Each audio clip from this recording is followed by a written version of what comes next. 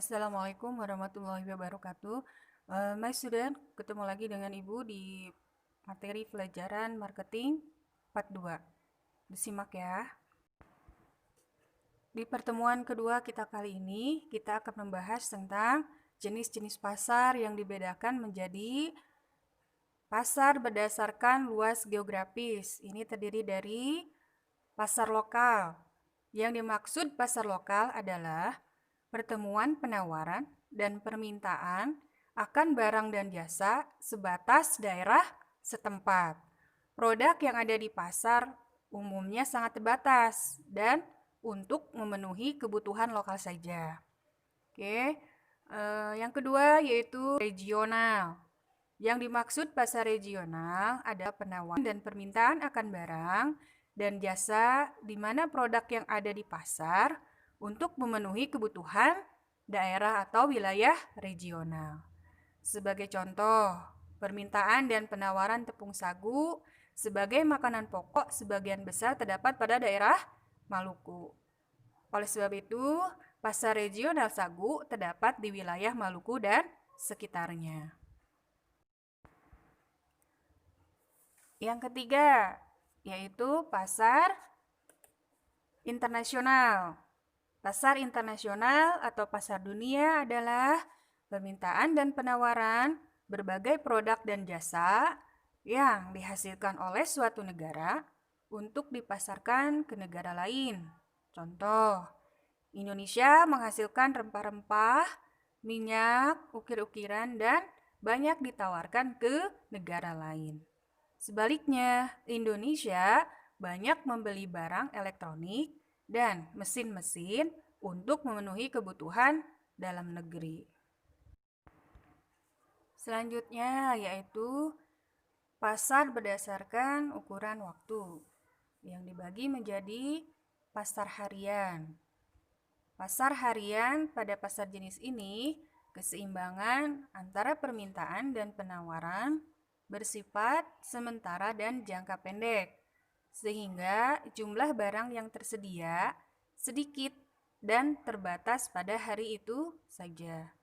Pada pasar ini tidak ada kesempatan untuk memperbanyak jumlah barang di pasar. Kedua, yaitu pasar jangka pendek atau short run market.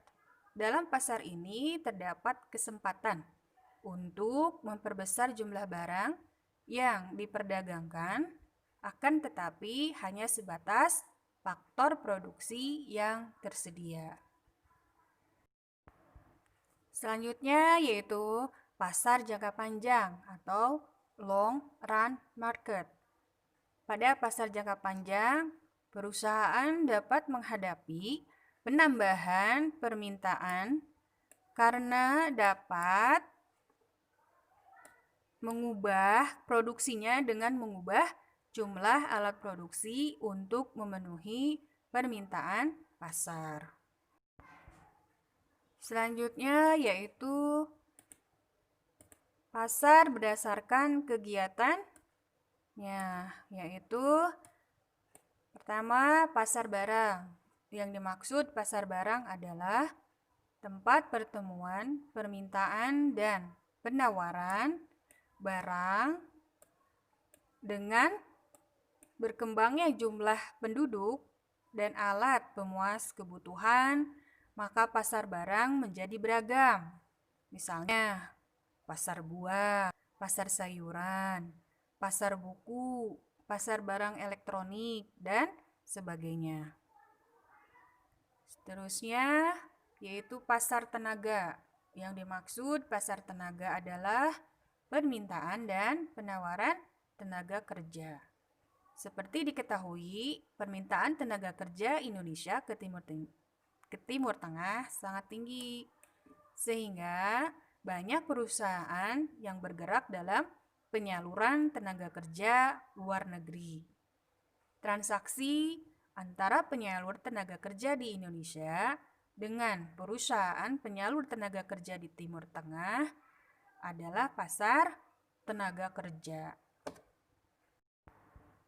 Selanjutnya kita bahas tentang peranan pasar. Yang pertama yaitu bahwa pasar berperan sebagai Economic of scarcity artinya jumlah barang kebutuhan yang dihasilkan masih belum begitu banyak dan jarang. Maka setiap barang yang diproduksi selalu terserap di pasar atau cepat habis. Nah, peranan pasar pada situasi tersebut adalah sebatas tempat menjual. Situasi demikian ini dikenal dengan istilah seller's market, artinya pasar milik penjual atau produsen, karena setiap barang yang dihasilkan selalu laku Selanjutnya yaitu economics of relative plenty, yakni barang-barang kebutuhan relatif banyak dibanding dengan konsumen yang memerlukan.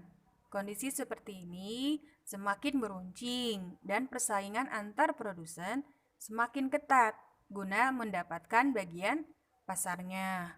Keadaan seperti ini disebut buyer's market, artinya pasar milik konsumen. Jadi ini adalah kebalikan dari peranan pasar yang pertama tadi. Oke.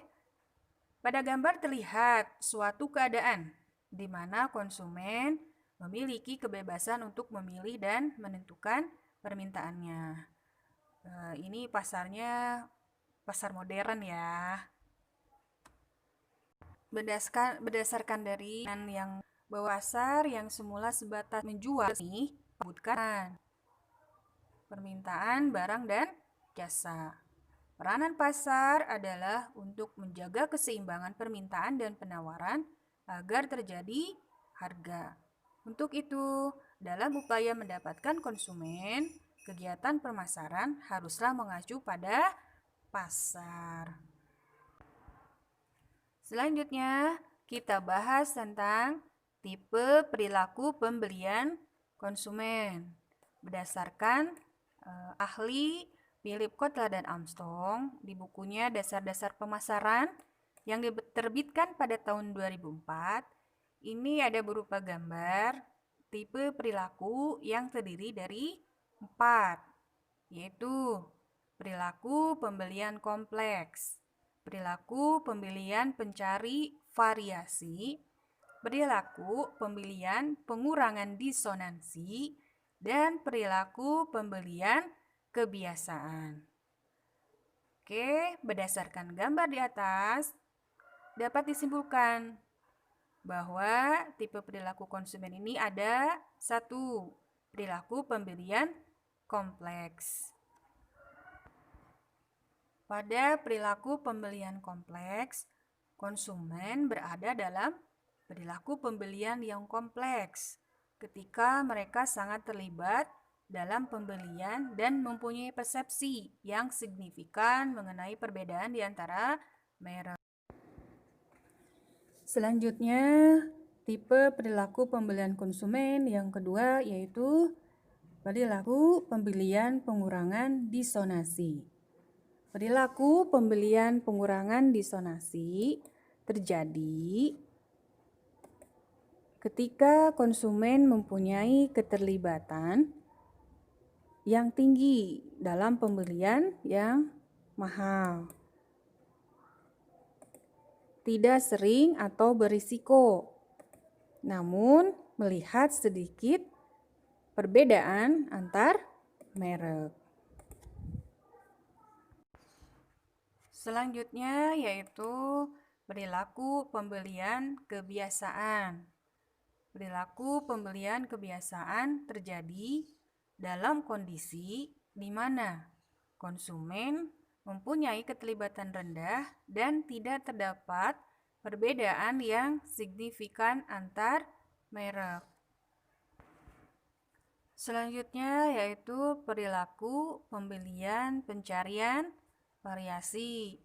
Konsumen berada pada perilaku pembelian pencarian variasi dalam situasi ketika konsumen mempunyai tingkat keterlibatan yang rendah, tetapi mempersepsikannya adanya perbedaan merek yang signifikan. Dari beberapa tipe perilaku pembelian konsumen yang terdiri dari dua, dapat disimpulkan bahwa ada perilaku pembelian konsumen yang satu, mementingkan perbedaan yang sangat besar terhadap merek. Yang kedua, yaitu adanya perbedaan yang kecil di antara merek. Artinya ada pembeli atau konsumen yang mementingkan merek tanpa melihat spesifikasi dari produk yang dibeli. Dan ada juga tipe perilaku konsumen yang membeli produk tanpa membedakan merek yang terkenal ataupun tidak, dan terkadang tidak mengetahui spesifikasi dari produk yang akan dibelinya. Oke, uraian tentang tipe perilaku pembelian konsumen tadi sudah diberikan dan dijelaskan sedikit. Next, kita ketemu di marketing part 3. Terima kasih sudah menyimak materi yang Ibu berikan. Jangan lupa absensi di bawah video. Berikan resume atau ringkasan dari materi yang Ibu berikan. Tetap semangat walau belajar di rumah. Stay at home, stay safe. See you. Assalamualaikum warahmatullahi wabarakatuh.